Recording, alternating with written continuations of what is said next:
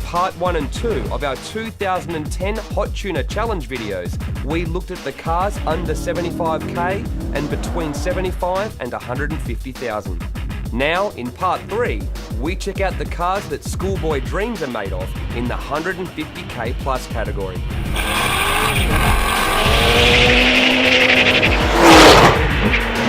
What motor is all about is improving performance for performance sake, making your car faster, better handling and all that sort of thing. So there was a serious market that we thought that was being untapped, and it's turned out to be a gold mine that we didn't actually expect was this overwhelming. It's been fantastic. I suppose what we learned about last year's event was just how big the aftermarket industry is in the first place. We were literally overwhelmed with the response we had last year, and then this year has just been twice that. We could have had 50 cars here today if we had the opportunity. I tried to limit it to 20 cars, and it was an invitation-only event.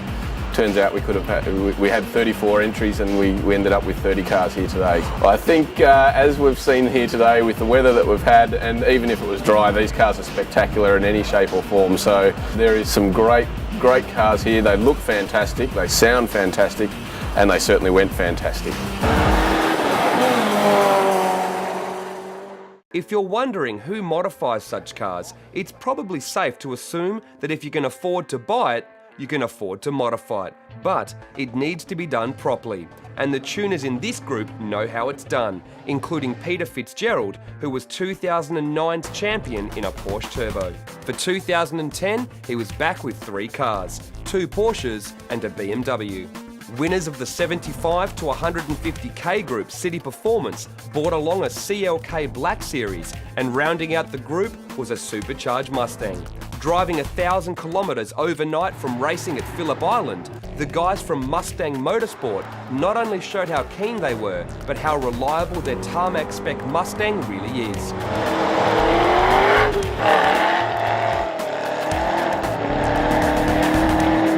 365 rear-wheel kilowatts on tap, it was the second most powerful car of the whole event.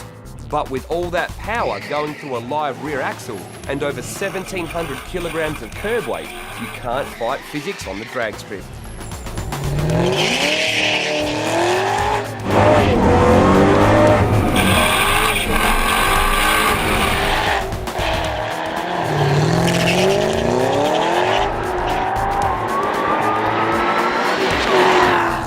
Torrential rain, trying to harness the power of the Mustang was going to be almost hopeless. But with the car set up for tarmac rallies, it did better than many expected. A CLK Black Series is a pretty tough thing from factory, but when City Performance give it a few tweaks, it's even meaner. The customer's car was modified primarily for extra straight line speed, so we expected big things on the drag strip, and we most certainly got it.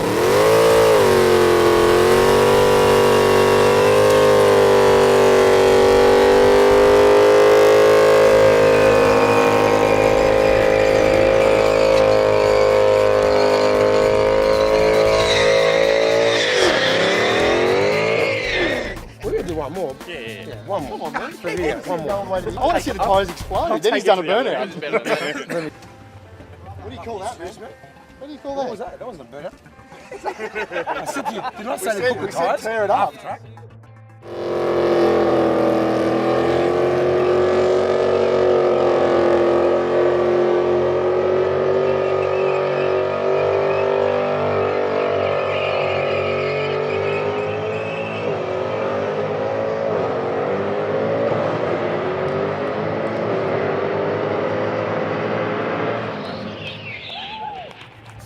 After a half-track burnout, Luffy figured the tyres were warm enough for some runs, and the CLK Black hit 100 kilometres per hour in under 4 seconds and hammered down the quarter in under 12 seconds.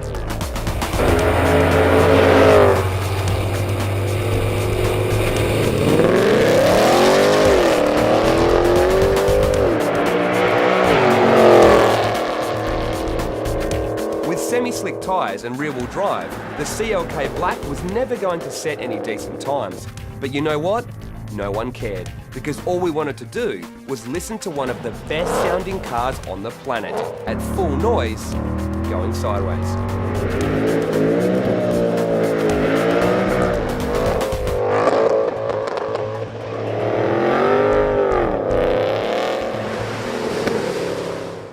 Thanks to the guys at Evolve Technic, the BMW M3 was now sporting close enough to the same power at the wheels that it normally makes at the engine, meaning the supercharged V8 is no slouch. And in case you wonder what it looked like, there was a picture of it on the bonnet.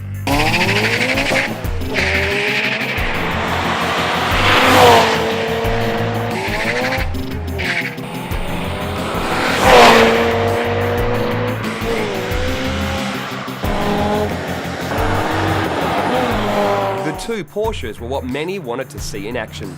They were quite different in their power and setups, but both did what Porsches are known for and dominated. The GT3 may only be sporting a tad under 250 rear-wheel kilowatts, but it was a weapon down the drag strip, thanks to changes to the driveline and the final drive ratio.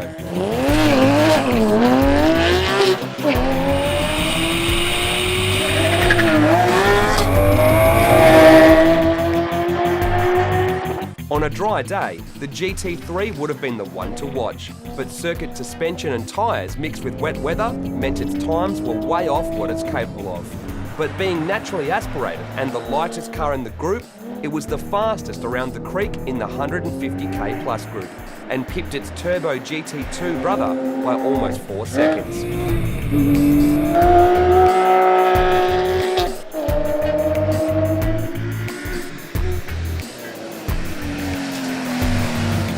Although known for its corner carving abilities, having 360 odd rear-wheel kilowatts and a rear-mounted engine meant the Fitzgerald Racing Services GT2 was able to dominate the drag strip and took outright honours in the Castrol Edge 2010 Hot Tuner Challenge.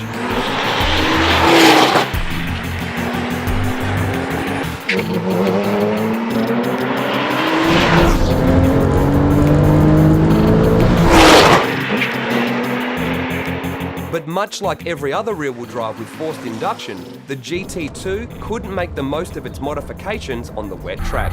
In fact, it had so much power, it was bordering on scary.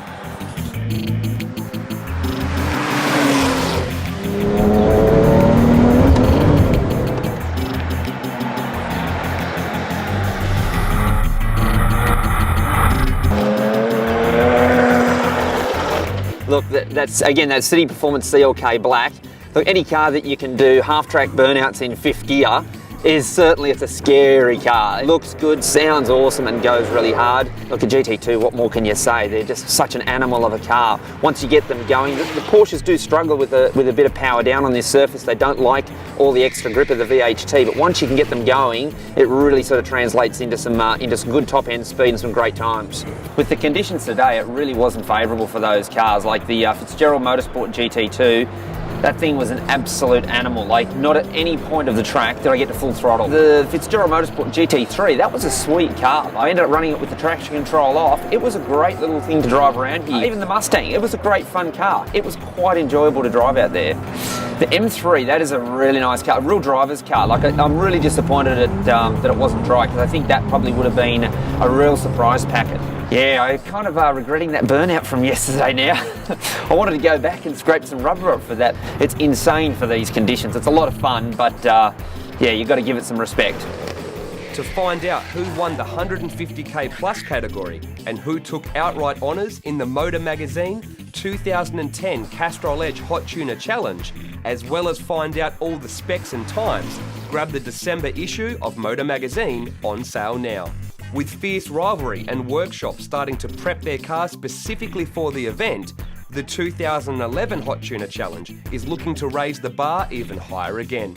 Let's hope Mother Nature is on our side next time so we can truly show the potential of Australia's top performance street cars. Stay tuned.